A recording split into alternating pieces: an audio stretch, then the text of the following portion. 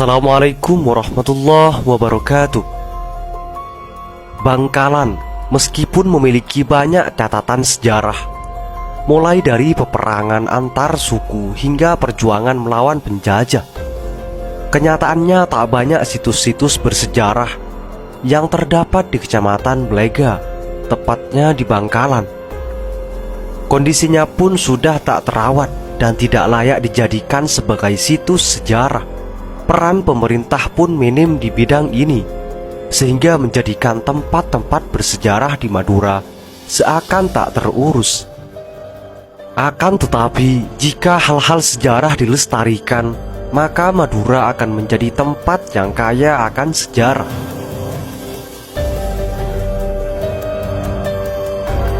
Ketika kesadaran dan kecintaan akan daerah sendiri itu muncul, maka yang dapat dilakukan adalah mulai melestarikan situs yang ada, mengembangkan serta mempromosikannya keluar daerah, untuk membuktikan bahwa daerah mereka sendiri pun turut menjadi saksi atas kejadian-kejadian historis di masa lalu.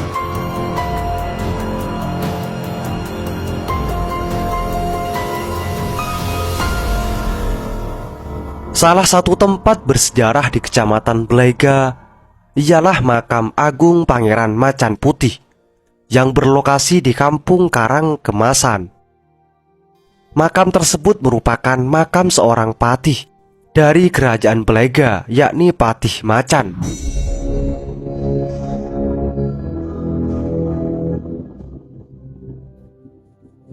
Dahulu kala, ketika masing-masing daerah di Madura dipimpin oleh seorang raja, Blega dipimpin oleh seorang pangeran, namun di bawah kendali Kerajaan Arusbaya yang dikuasai oleh Pangeran Pratanu atau Ki Lemah Duwur. Setelah wafatnya Ki Pratanu atau Ki Lemah Duwur, tahta Kerajaan Arusbaya diwariskan kepada putranya, yaitu Pangeran Tengah pada tahun 1592 sampai 1620. Dan yang menjadi raja di Kerajaan Blega saat itu ialah Pangeran Blega pada tahun 1593 sampai 1624. Di saat kedua kerajaan tersebut berada dalam puncak kejayaan, timbullah kesalahpahaman antara Pangeran Blega dan Pangeran Tengah. Masalahnya pun termasuk sepele, yaitu Pangeran Blega telat membayar upeti terhadap Pangeran Tengah karena status Kerajaan Blega yang masih di bawah kekuasaan Kerajaan Arusbaya. Jadi sudah seharusnya Pangeran Blega membayar uang upeti tiap tahun kepada Raja Arusbaya atau Pangeran Tengah.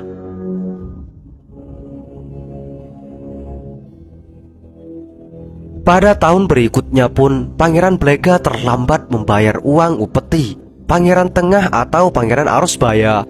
Pangeran Tengah kemudian mengutus anak buahnya untuk pergi ke Kerajaan Blega guna menagih uang upeti tersebut. Utusan Kerajaan Arusbaya pun pergi.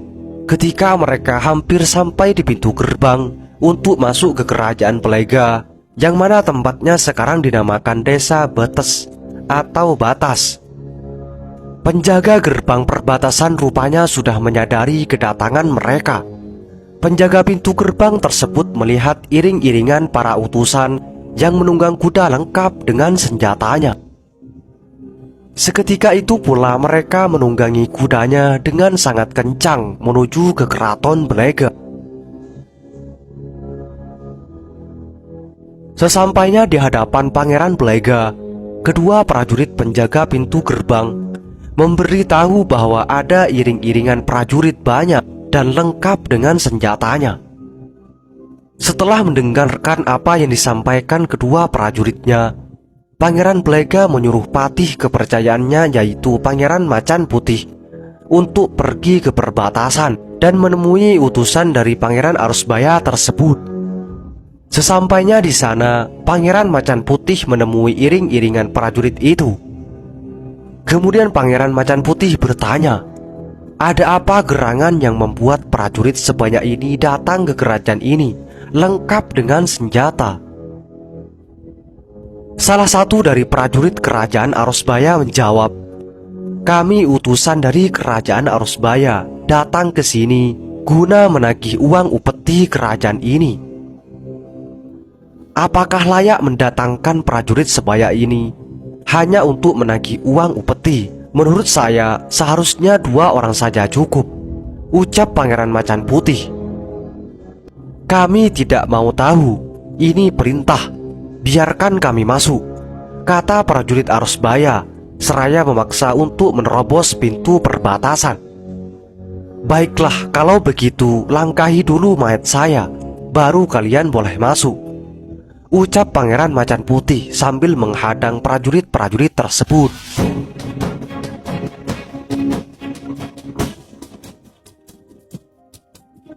Kemudian terjadilah persaingan antara 3 prajurit kerajaan Belega dan sekumpulan prajurit kerajaan Arusbaya.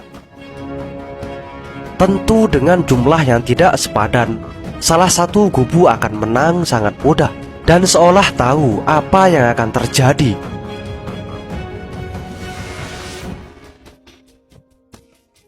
Pangeran Macan Putih menjelma menjadi macan putih kembar, dan bersama 2 prajurit lainnya ia mengamuk, sehingga prajurit Arusbaya banyak yang terbunuh, dan prajurit lain yang selamat pun melarikan diri dan kembali ke Arusbaya. Kemudian keadaan pun tenang. Pangeran Macan kembali ke sosok manusianya, dan ia beserta 2 prajurit lain menghadap kepada Pangeran Belega guna melaporkan apa yang telah terjadi. Setelah dirasa aman, kedua prajurit penjaga gerbang pun kembali melakukan tugas mereka. Tak lama setelah itu, sekitar jam 3.00, penjaga gerbang itu mendengar kabar dari luar bahwa ada sekumpulan prajurit yang jumlahnya berkali-kali lipat lebih banyak dari sebelumnya datang dari arah Arusbaya menuju ke perbatasan Belega. Anehnya, prajurit-prajurit itu datang dengan amukan yang semakin menjadi-jadi. Tanpa pandang bulu, anak kecil, orang tua, dan siapapun yang berada di hadapan mereka akan menjadi sasaran amukan.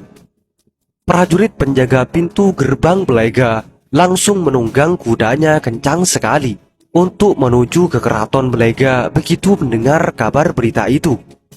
Prajurit itu melapor pada Pangeran Belega tentang apa yang ia dengar dari rakyatnya. Pangeran Belega sangat terkejut mendengar hal itu.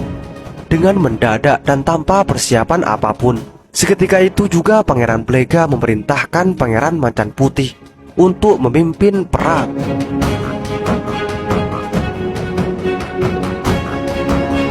Dengan keadaan yang tidak siap itu, maka ketika prajurit-prajurit Arusbaya datang menyerang, pasukan kerajaan Belega menyambut mereka dengan jumlah yang seadanya dan dipimpin oleh Pangeran Macan Putih. Kiai Panombak dan prajurit-prajurit Belega pun mengamuk sehingga terjadilah peperangan sangat sengit. Dikisahkan pula ketika semua kuda terpakai oleh masing-masing prajurit, seorang prajurit kerajaan Belega mengambil gidang atau kuda-kudaan dari gedek dan langsung mengamuk ke arah prajurit Arusbaya. Dan ajaibnya, gidang tersebut berubah menjadi kuda perkasa. Di dalam peperangan itu banyak prajurit yang terbunuh. Salah satunya ialah Pangeran Kambeng yang terbunuh dan mengambang di desa Sebengen. Sekarang makamnya dinamakan makam Pangeran Kambeng. Namun dengan amukan Pangeran Macan Putih dan semua kesatria kerajaan Belega, juga Kiai Panombak mampu membuat sebagian prajurit melarikan diri.